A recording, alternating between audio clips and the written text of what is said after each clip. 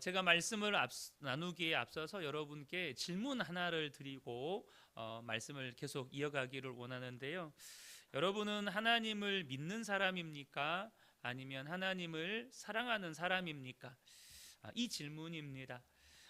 우리가 하나님을 믿는 것과 하나님을 사랑하는 것은 사실 다른 문제입니다.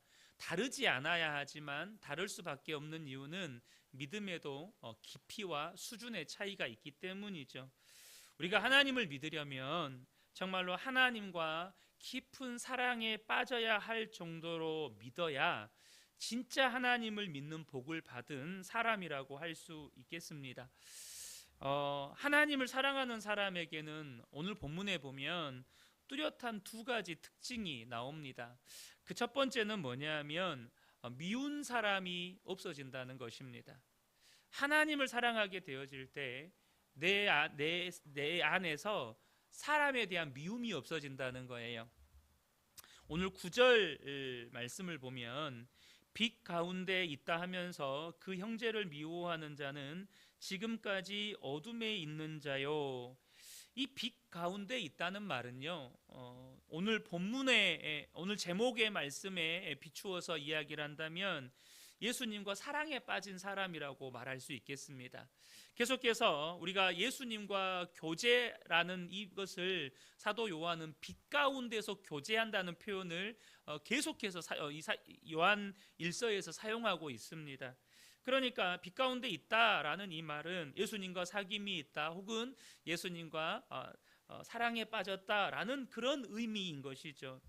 예수님은 빛이십니다. 그리고 나는 그 빛 가운데 나온 사람입니다. 그래서 빛 가운데 예수님과 교제를 하게 되면 내 속에 있는 것을 공개해도 두렵거나 부끄럽지가 않게 됩니다. 예수님과 이런 깊은 사귐이 있는 사람에게서 나타나는 분명한 증거가 있는데 그것이 바로 형제를 사랑하는 것입니다. 그런데 여기서 우리가 또 하나 주목해야 될 것은 뭐냐면 오늘 본문에 보니까 9절에 빛 가운데 있다고 하면서 형제를 미워하는 사람의 실상이 어둠에 있는 사람이라는 것입니다. 여러분은 예수님을 믿고 미운 사람이 없어지셨습니까? 선뜻 대답이 여러분이 그렇다라는 대답이 나오지 않는다면 여러분은 오늘 본문에 비추어 보면 아직도 어둠 가운데 있는 사람이라고 말할 수 있습니다. 11절을 보면 그의 형제를 미워하는 자는 어둠에 있고 또 어둠에 행하며 갈 곳을 알지 못하나니 이는 그 어둠이 그의 눈을 멀게 하였음이라 라고 말씀합니다. 그러니까 아직도 미운 사람이 있다면 그 사람은 지금 영적으로 어둠에 의해서 눈이 멀어져 있는 사람이다라는 의미입니다. 그러므로 여러분, 저와 여러분이 예수를 믿으면서도 아직도 내 안에 미운 사람이 있다면 그 사람은 지금 예수님과의 관계에 문제가 생긴 사람이라는 뜻입니다. 본문에 이 어둠이 눈을 멀게 했다는 말은 마귀가 그 눈을 멀게 했다는 뜻입니다. 고린도후서 4장 4절을 보면 그 중에 이 세상의 신이 믿지 아니하는 자들의 마음을 혼미하게 하여 그리스도의 영광의 복음의 광채가 비치지 못하게 함이니 그리스도는 하나님의 형상이니라. 그러니까 이 세상 사람들이 예수를 믿지 않는 그 영적인 본질이 뭐냐면 이 세상의 신 마귀가 그들의 눈을 가려서 복음의 광채가 그들에게 비치지 못하도록 역사했기 때문에 그들이 복음을 들어도 복음을 거부하고 예수님을 대적하는 이런 일들이 현상들이 생긴다는 거예요. 마찬가지로 여러분 이와 같은 영적인 원리로서 보면 예수를 믿고 구원받은 사람도 마귀가 영적으로 눈을 가리면 어둠에 속해서 그 어둠에 묶여 있게 된다는 것입니다. 그런데 그렇게 어둠에 묶여 있는, 오늘 본문에 보면 그 어둠에 묶여 있는 사람의 특징이 예수를 믿고도 여전히 누군가를 미워하며 산다는 것입니다. 예수를 믿는데 형제를 미워하며 산다는 거예요. 그런데 여러분 본문에 보면 형제를 미워하는 자는 어디에 있어요? 어둠에 있고 또 어둠에서 행한다라고 9절 말씀에 되어 있어요. 그러니까 누군가를 미워하며 산다는 것은 영적으로 보면 어둠 속에서 계속 그 눈이 가려진 상태에서 어둠 속에서 사는 거예요. 그러니까 어떻게 됩니까? 이리 부딪히고 저리 부딪히고, 그러니까 어둠 속에서 행하는 것이기 때문에 삶 속에도 계속해서 문제가 생기는 거예요. 여러분, 여전히 마음속에 미운 사람이 있는 분은 오늘 말씀이 불편하실 수 있습니다. 그 사람을 미워하는 마음을 거두고 싶지가 않아요. 여러분, 우리가 누군가를 미워한다면, 적어도 예수 믿는 성도들이 누군가를 미워한다면 이유 없이 미워합니까? 그 사람이 하도 미운 짓을 하니까 미운 거 아니겠습니까? 그런데 여러분, 저와 여러분이 오늘 말씀을 있는 그대로 보실 수 있어야 합니다. 어떤 이유든지 간에 내가 누군가를 향한 미움이 있다면 말씀 앞에서 우리가 자신을 돌아보실 수 있으셔야 돼요. 물론 미운 짓 하는 그 사람도 문제예요. 미운 짓 하면 안 되죠. 그러나 이 미움이라는 것 자체가 어둠의 역사라는 거예요. 미움이라는 것 자체가 마귀의 역사고 미움의 영의 역사라는 사실입니다. 절대 내 안에 미움이 일어나는 건 성령의 역사가 아니라는 거예요. 그러니까 내 마음에 누군가를 향한 미움이 생겼다면 그것은 그 사람이 미운 짓 하는 것과 별개의 문제라는 사실을 저와 여러분이 아셔야 합니다. 미운 짓 했기 때문에 미운 게 아니고 내가 지금 미움의 영에 사로잡히는 지금 단계를 밟아가고 있다는 뜻이에요. 미움의 영이 내 마음을 사로잡으려고 한다는 것입니다. 미움의 영에 사로잡히게 되면 본문의 말씀이 어둠 속에 들어가 어둠 속에서 눈이 먼 상태로 행하니까 마치 앞을 보지 못하는 맹인과 같은 그런 인생을 살게 된다는 것입니다. 그렇지만 여전히 마음에 누군가를 향한 미움 때문에 분명히 힘든 분들도 계실 겁니다. 그런 분들을 향해서 오늘 본문의 요한 사도가 이렇게 말합니다. 12절에 보면 자녀들아 내가 너희에게 쓰는 것은 너희 죄가 그의 이름으로 말미암아 사함을 받았으며. 무슨 말입니까? 알라는 거예요. 뭘 알라는 겁니까? 너희 죄가 예수 그리스도로 말미암아 사함 받았다는 사실을 알아야 된다는 거예요. 다시 말하면 여전히 내 안에 미움이 있을 때 십자가를 바라봐야 한다는 뜻입니다. 여러분, 십자가를 바라보면 무슨 일이 일어납니까? 내가 어떤 사람인지를 깨닫게 됩니다. 여러분, 내가 어떤 사람입니까? 지옥에 갈 수밖에 없었던 그런 사람 아닙니까? 하나님과는 원수였고 생각하는 것은 죄뿐이고 마음은 또 얼마나 더러운지. 이 세상에 여러분 미워할 자격이 있는 분은 사실 하나님뿐입니다. 그렇지 않겠습니까? 미워할 자격이 있다면 그분은 하나님밖에 없어요. 그런데 하나님이 어떻게 하셨습니까? 우리가 원수 되었을 때에 우리를 대신해서 독생자 예수님을 십자가에 내어 주셨습니다. 무엇보다 만물보다 더 더러운 우리 마음에 성령으로 임하여 계십니다. 그 성령님과 내 모든 죄를 사하시고 지금도 여전히 내 속은 만물보다 더 더러운데도 내 안에 임하여 계신 그 성령님과 함께 살면서도 그 큰 은혜를 받고도 누군가를 미워하며 살 수 있느냐 하는 것이죠. 성령님을 모르고 하나님과 사랑에 빠지지 않았기 때문에 아직도 내 마음에 미운 사람이 있는 것입니다. 오늘 본문 12절부터 14절까지를 보면 내가 너희에게 쓰는 것은 이라는 말이 반복되어서 나옵니다. 내가 너희에게 쓰는 것은, 내가 너희에게 쓰는 것은, 내가 너희에게 이 글을 쓰는 이유는 이 뜻입니다. 내가 너희에게 이 글을 쓰는 이유는, 계속해서 반복해서 쓰는 이유가 뭘까요? 요한 사도가 너무 답답한 거예요. 뭐가 답답할까요? 이 글을 읽는 저자, 초대교회 성도들이 자기들이 어떤 은혜를 받았는지를 모르는 거예요. 너무너무 답답해서 내가 너희에게 이 글을 쓰는 것은 계속해서 말을 합니다.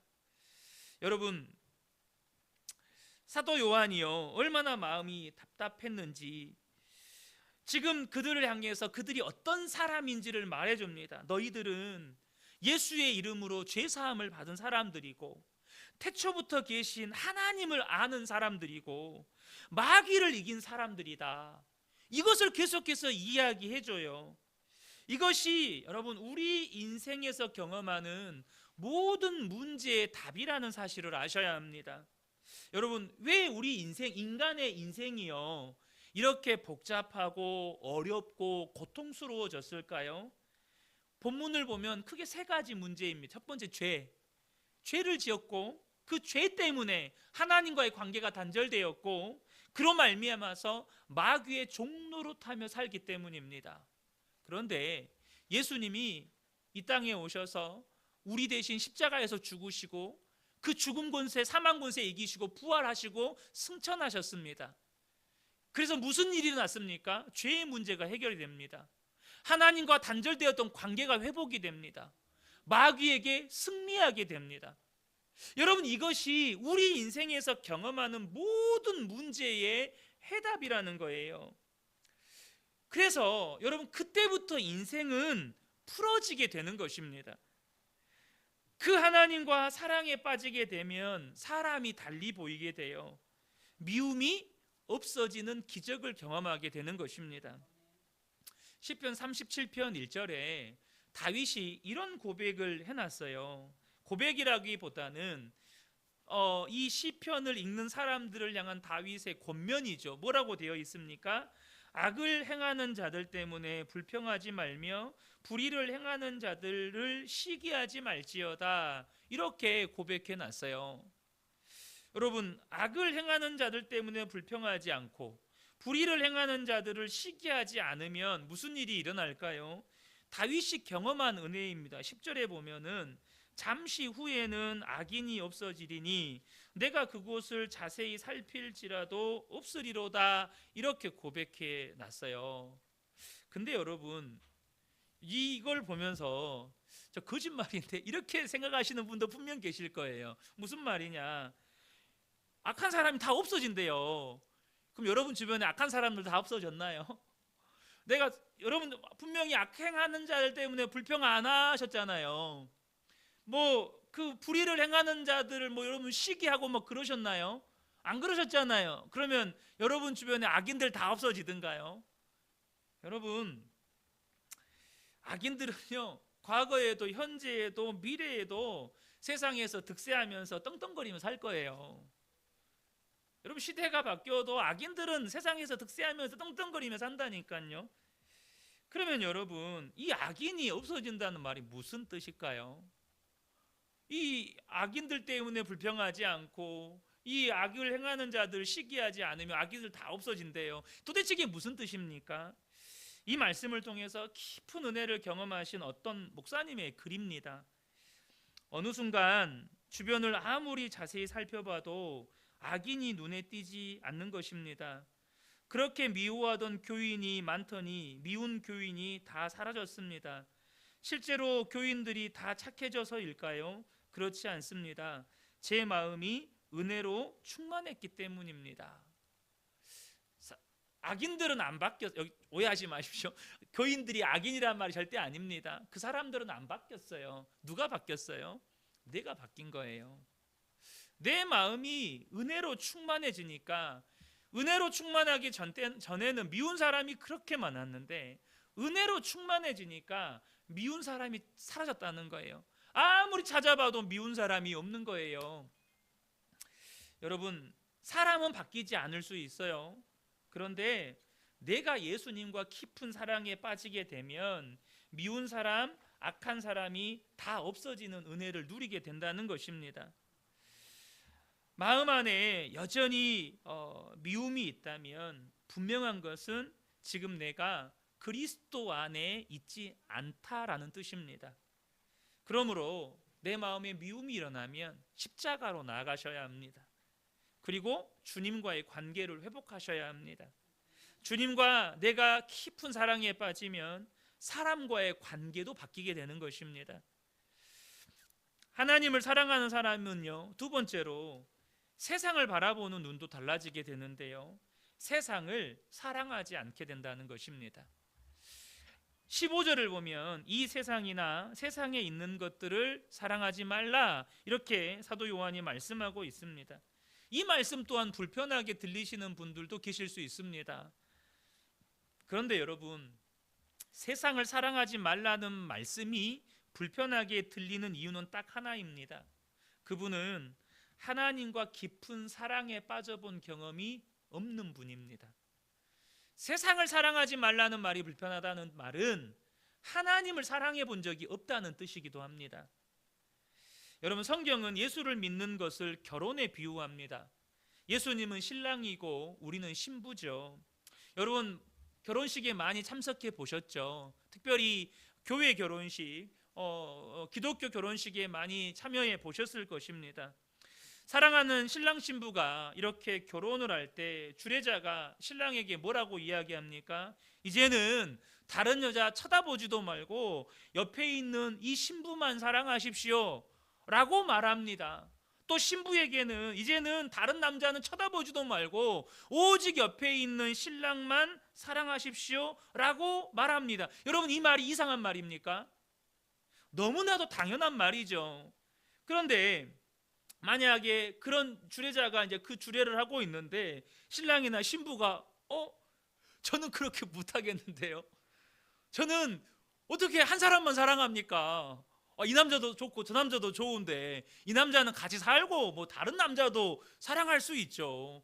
다른 여자도 사랑할 수 있죠. 이러면 결혼이 안 되는 겁니다. 지극히 상식적이고 지극히 정상적인 일입니다. 그런데 이 지극히 정상적인 일이 신앙에서는 그게 잘 적용이 안 돼요.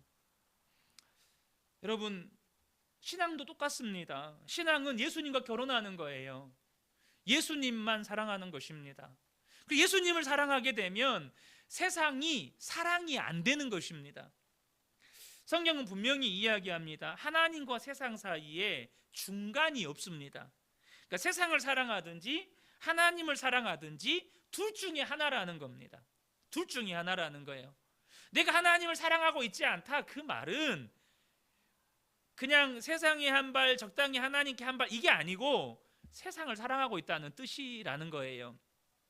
본문 15절 하반절부터 16절을 보면 누구든지 세상을 사랑하면 아버지의 사랑이 그 안에 있지 아니하니, 무슨 말이죠? 세상 사랑하면 하나님 안 사랑하는 거라는 말이에요. 세상을 사랑하면 하나님을 사랑하는 게 아니라는 것입니다.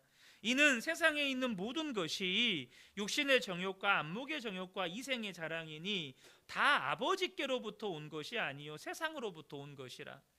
여러분, 세상과 하나님을 동시에 사랑할 수 없습니다. 세상을 사랑하든지 하나님을 사랑하든지 둘 중에 하나밖에 없다는 거예요. 그런데 여기서 무서운 건 뭐냐면 세상을 사랑하며 살았던 사람은 다 사라져 버릴 것에 인생을 걸었기 때문에 반드시 후회할 날이 온다는 겁니다. 17절의 말씀입니다. 이 세상도 그 정욕도 지나가되 오직 하나님의 뜻을 행하는 자는 영원히 거하느니라. 이 세상도 정욕도 다 지나갑니다. 여러분, 우리 안에 불같이 정욕이 들끓었던 시기가 있잖아요. 물론 아직도 정욕이 들끓고 있는 경우도 있죠. 그런데 우리가 그러잖아요. 우리 남자분들이 80 먹고 90 먹고 다 죽을 때까지 여러분 정욕이 들끓습니까? 그렇지 않잖아요. 다 지나갑니다. 다 지나가요. 다 사라진다는 겁니다. 그러나 오직 하나님의 뜻을 행하는 자만 영원히 남는다는 거예요. 제가 한 선교사님 이야기를 해드리고 싶습니다. 인도에서 사역하시는 조동욱 선교사님이라는 분인데 이분이 쓰신 글을 그대로 읽어드리려고 합니다. 제목은 내가 인도로 되돌아가야 할 이유를 찾지 못했다입니다.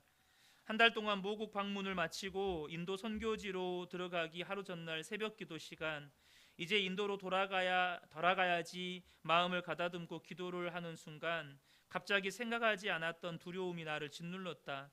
인도라 생각하니 모든 것이 아찔해진다. 인도의 여름, 뜨거운 태양 아래 먼지 쌓인 시골길을 걷기엔 나의 건강이 너무 약한 듯하다. 에어컨이 고장난 지프차를 타고 산골을 치닫기엔 너무 버거울 것 같다.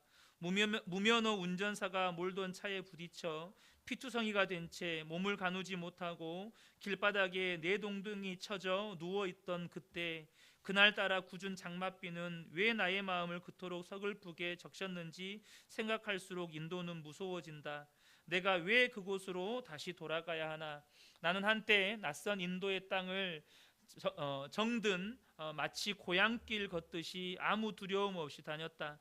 그런데 지금 엉뚱한 생각이 내 마음에 자리 잡는다. 그래, 인도로 돌아가지 않아도 돼.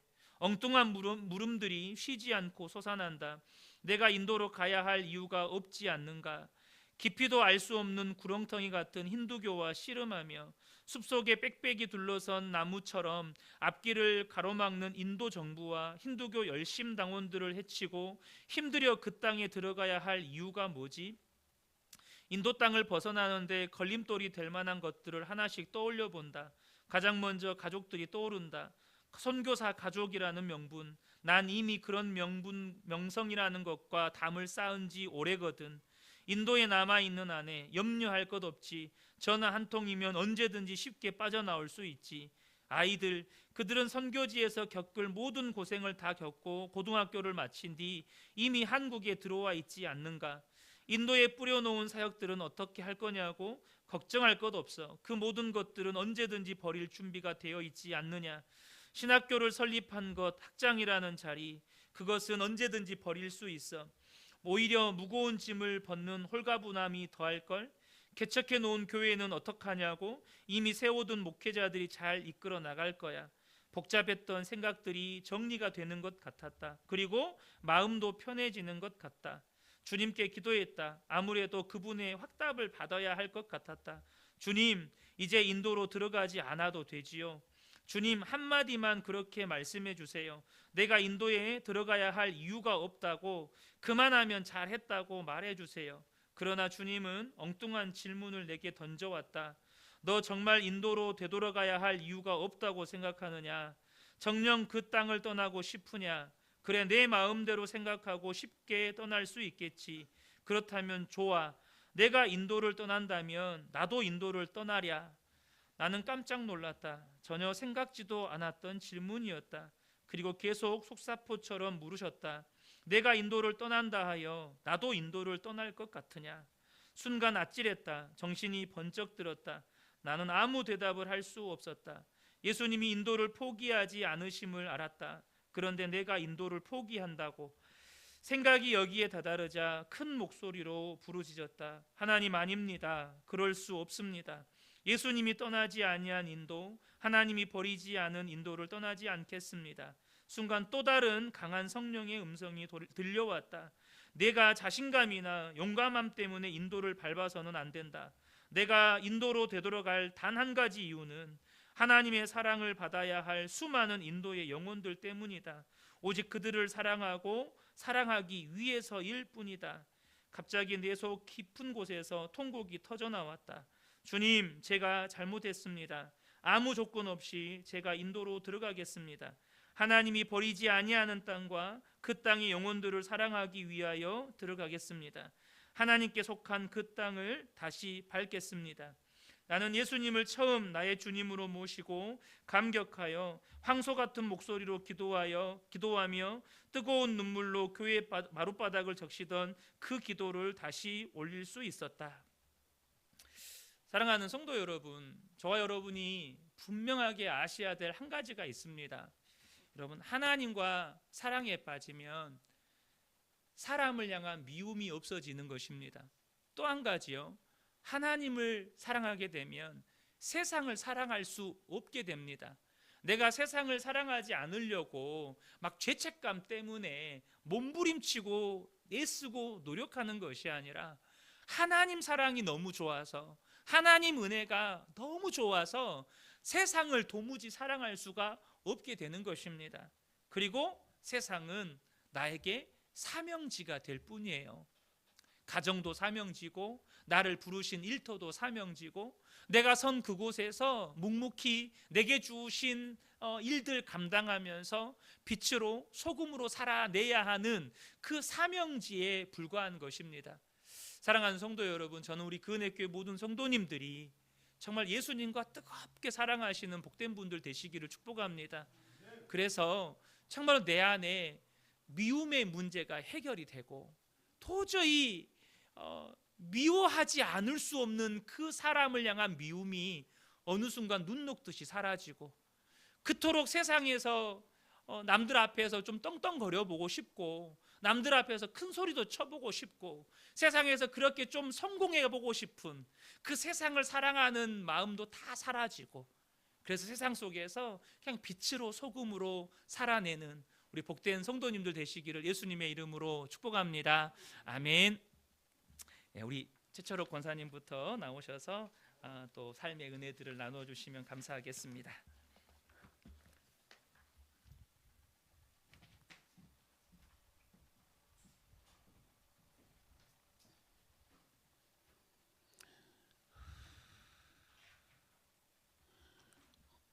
(5월 1일) 일기입니다.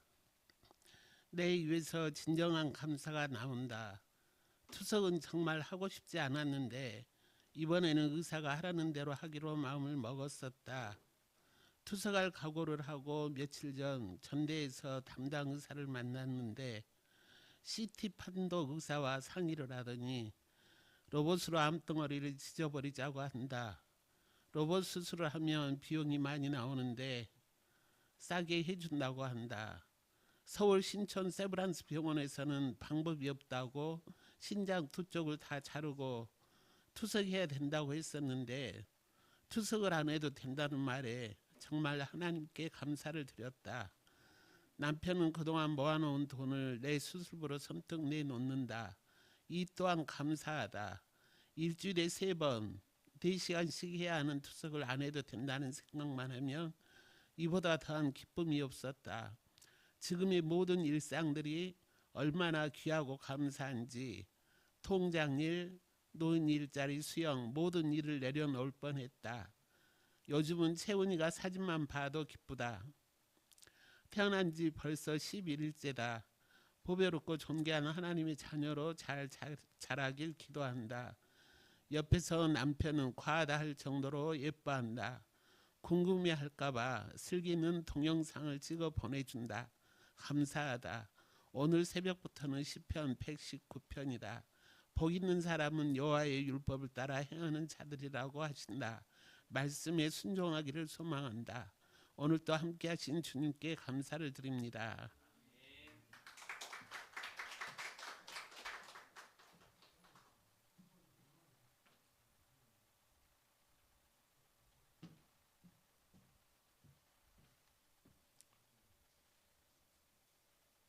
5월 12일 제목 하나님을 경외하는 사람. 아침에 다니엘서를 들으며 출근을 했다. 느부갓네살이 교만했다가 짐승처럼 낮아진 후에 하나님을 경외하게 되었는데 그 아들 벨사살은 이를 다 보고도 하나님을 무시했다가 죽임을 당했다.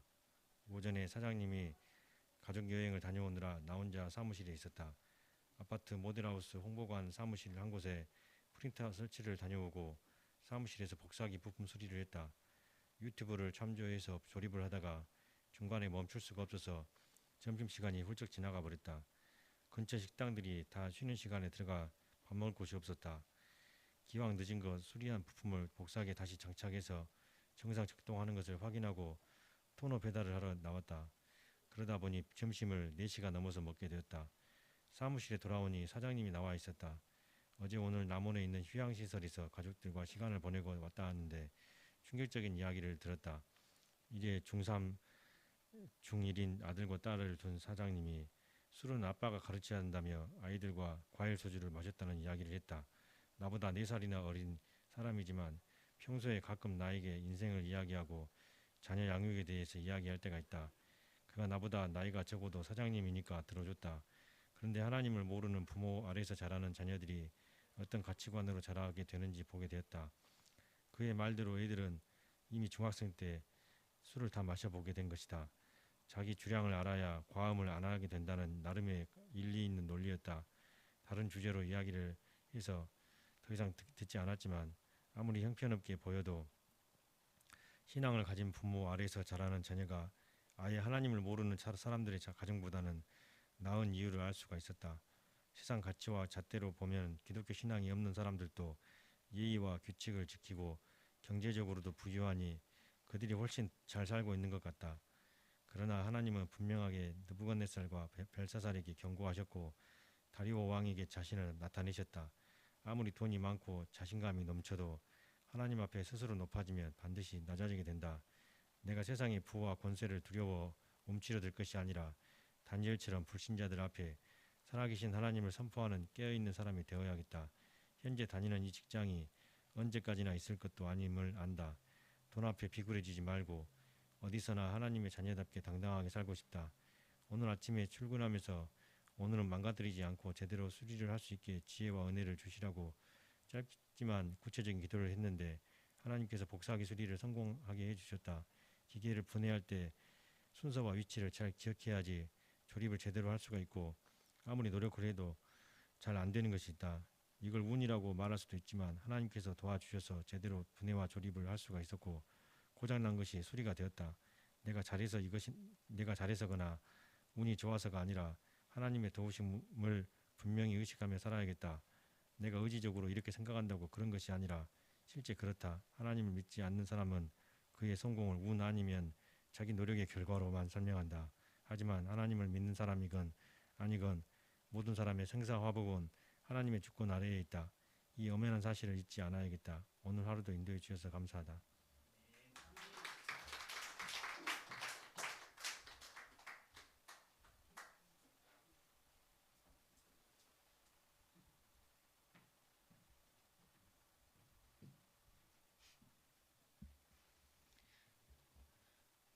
주일날 체육대회입니다. 어젯밤에 네 번을 깨서 시간과 자연 배뇨가 얼마인지 호수로 빼는 양이 얼마인지 적어야 해서 잠을 설쳤다. 젊어서는 자고 싶어도 못 자고 일만 했는데 늙어서는 소변 빼느라 잠을 설친다. 오늘은 좋은 교인 체육대회다. 사실 빠지려고 생각했는데 목사님이 가야 한다고 해서 참석했는데 잘했다는 생각이 든다. 시편 30장 2절 여호와 내 하나님이여 내가 주께 부르짖음에 나를 고치셨나이다. 다윗의 위험한 질병에서 고침을 받고 백성들과 찬양이 나의 찬양이 되어지게 하소서. 하나님 오늘 단합 체육을 기쁜 마음으로 잘 마치게 해주셔서 감사합니다. 맛있는 음식과 통닭 과일로 배를 채워주시고 여러 가지 게임으로 수고하신 우리 교인 식구들 감사합니다. 작년에 체육대 정숙견 집사님 가족들이 참석했는데 유난히 생각이 많이 났습니다. 어젯밤에 생각이 나서 전화해 보았더니 전화를 받지 않았습니다. 시야도 많이 컸겠지요. 하나님 내일 강원도 인제 을지 부대에 이찬이가 훈련 받으러 갑니다. 건강히 잘 받고 돌아오게 하소서. 이산영 집사님 안전 운전해 주시고 집으로 돌아오는 시간까지 성령님께서 보하여 주옵소서. 남자손 여자손 기도 제목들이 다 응답이 이루어지길 소망하며 주님께 기도드립니다.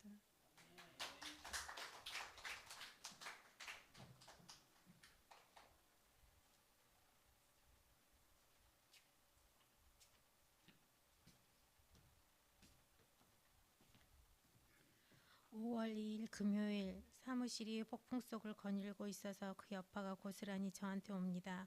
감기 기운이 있는 것 같아 얼른 약국에 가서 약을 사 먹고 몸의 컨디션을 유지해 보려고 합니다.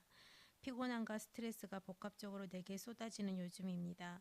퇴사 부분을 놓고 계속 기도하는데 주님이 답을 주셔서 이 복잡한 일이 어느 정도 마무리가 되면 말을 하고 정리를 하려고 합니다. 이번 일을 통해 주님이 내게 행하신 일들을 볼 수 있고 내 자신을 돌아보며 회개하는 계기가 되었습니다. 모든 일은 하나님의 허락하심 속에서 일어나는 일이기에 주님의 주권을 인정하며 기도하게 됩니다. 사무실 일을 잘 마무리하기를 기도합니다. 피곤해서 쓰러질 것 같은 나날이 계속되면서 기도도 등한시하는 나를 보게 됩니다. 무릎 꿇어서 하는 기도의 시간을 가지지 못하는 나를 보며 주님이 이건 절대 원하시는 것이 아니라는 생각이 듭니다. 나를 돌보고 주님께 나아가는 것이 1순위가 되어야 하는데 일이 1순위가 되어 주님은 어느샌가 뒤로 물러나 버렸습니다. 바로바로 캐치하면 좋은데 어떤 사건이 생겨야만 알아채는 나의 어리석음도 주님 앞에 내려놓습니다. 사람에 대한 실망감, 배신감, 열심히 일했지만 돌아오는 것은 이런 것밖에 없습니다. 공단과 구청에서도 서류 가지고는 아무 말도 하지 않았다는 사실에 나 혼자 셀프 칭찬을 했습니다. 그리고 잘못된 것은 남 탓만 하는 사람을 보며 기분이 상했지만 다시 주님을 생각해 보았습니다. 내 욕심과 탐욕에 가리워져서 하나님의 뜻을 분별하지 못하는 어리석음을 범하지 않기를 정말 간절히 기도합니다. 이번에 주님은 불안해하는 나를 향한 말씀으로 마음의 음성으로 안심시키셨고 하나님이 말씀하신 대로 나를 지키셨습니다. 약속을 지키시는 신실하신 하나님임을 내 삶에 다시금 보여주셨습니다. 하나님이 나의 죄를 공개적으로 드러내실 때 나는 바로 인정하고 회개하고 돌이킬 수 있을까라는 생각을 해봅니다. 나를 책망하는 의인의 소리에 귀를 기울이는 제가 되기를 간절히 기도합니다. 오늘의 나는 지난날의 나의 삶의 결과물이라는 말씀 앞에 한순간도 자유롭지 못함을 고백합니다. 오직 매 순간 주님을 생각하고 넘어져도 다시 일어나 주님을 붙잡기를 소망합니다. 주님, 현장 조사가 마무리되어 감사합니다. 주님, 내게 말씀하신 대로 나를 지켜주셔서 감사합니다. 오늘 하루도 감사합니다.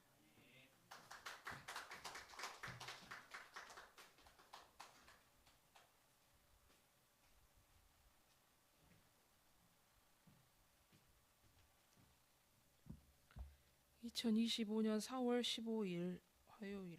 주의하라, 깨어 있으라. 그때가 언제일지 알지 못함이라. 그러므로 깨어 있으라. 집주인이 언제 올는지, 혹 저물 때일는지, 밤중일는지, 닭 울 때일는지, 새벽일는지 너희가 알지 못함이라. 하나님, 힘이 듭니다. 전 대표이사가 호스피스 병동에 있다고 하니 불쌍한 마음에 기도가 됩니다. 부디 예수님 십자가 옆에 달린 죄수처럼 마지막에라도 주의 은혜를 깨달아 구원받기를 원합니다. 인생의 마지막이 주님이 아니면 비참하게 끝이 납니다. 주여 긍휼히 여겨 주소서. 새 대표이사는 자기를 너무 내세우고 공무원처럼 일을 합니다. 꼴불견입니다. 겸손히 차분하게 일을 하시면 좋겠습니다. 주님, 일하지 않는 자 먹지도 말라 하시는데 갈수록 짜증만 들고 일하기가 싫어집니다. 주님, 긍휼히 여겨 주옵소서. 주님, 제가 있어야 할 곳에 있게 하소서. 주님이 알다시피 저는 저에게 가장 좋은 길을 알지 못합니다. 주님이 나를 가장 잘 아시니 저에게 좋은 길로 인도하여 주소서. 마찬가지로 우리 동훈이, 동희, 동화도 기억하시고 사랑하여 주셔서 주의 자녀들의 길을 주여 인도하여 주옵소서. 주님, 내 힘으로 내 능력으로는 이 아이들을 바르게 능력 있게 키울 수가 없습니다. 주께서 이 아이들의 기업이 되시오니 힘주시고 지혜도 주시고 용기도 주셔서 이 험한 세상 잘 헤쳐나가도록 도와주옵소서. 주님, 저는 항상 성급함 때문에 일을 망칠 때가 많습니다. 어리석음을 잘 드러냅니다. 주님, 나를 긍휼히 여겨 주옵소서. 나에게 은혜를 베푸시옵소서. 가진 것 없고 가진 지식도 없고 부족한 것뿐입니다. 주님의 자녀라면서도 닮은 구석이 너무 없습니다. 하나님, 나 한 사람이 무엇이간데 이토록 변화되기도 어렵고 다른 사람들에게 행복과 기쁨을 못 주고 살아가는지 자괴감이 듭니다. 주님, 신앙적으로도 주달려 죽은 십자가 묵상하면서 깊은 회개와 구원의 감격을 느끼고 싶은데 돌처럼 딱딱한 마음 때문에 무감각합니다. 하나님, 나를 도와주소서. 마음의 평강을 주옵소서. 아무튼 주여, 나는 오늘 주님이 나와 함께 하심을 느끼고 싶습니다. 복도 주옵소서. 예수님의 이름으로 기도합니다. 아멘.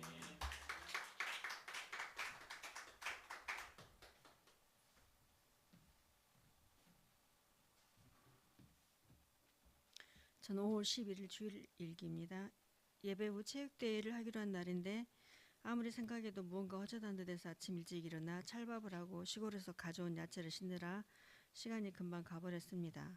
예배가 시작되었는데 박 권사님이 안 보이시고 전화도 안 받으셔서 모두들 걱정하다가 강 집사님이 찾아가서 모시고 함께할 수 있어서 감사합니다. 성도 한 사람 한 사람의 소중함과 그 존재감에 감사함을 요즘 더욱 느낍니다. 매주 전도의 열매로 오늘은 초등학생 남매와 첫 친구 등 새로운 얼굴들이 참석해서 더 뜻깊은 날입니다. 베트남 출신 엄마를 둔 태민이와 태민이 엄마도 참석해서 감사합니다. 교회 주변 아파트에 사는 아이들이 전도되어 스스로 참여하는 모습이 은혜가 되고 섬기시는 사모님과 전도팀의 헌신으로 그 영혼들이 귀한 하나님의 사람으로 성장해 가기를 기도합니다. 작년에는 음식이 풍성하게 남았는데 이번에는 약간 부족한 데 대해서 조마조마했지만 맛있게 드시는 모습에 감사하고 내년에는 게임과 성도들 선물들 목록에 추가해야 될 것들에 대해 생각하며 무사히 체육대회가 끝이 나서 감사합니다. 교회가 하나 되어 가고 미래 세대와도 더 친밀해지는 느낌이 들어 감사합니다. 오후에 곧바로 화순에 와서 남편의 도움으로 쓱을 뜯고 입을 다듬어 삶고 쉴 새 없이 몇 시간이 금방 지나갔지만 교회에서 떡을 할 때 사용하려고 죽게 하듯 정성을 다해 교회를 위해 기도하며 그 시간을 보낼 수 있어서 감사합니다. 몸은 피곤하고 분주한 날이었지만 하나님이 함께 하셔서 주일을 보내며 감사합니다.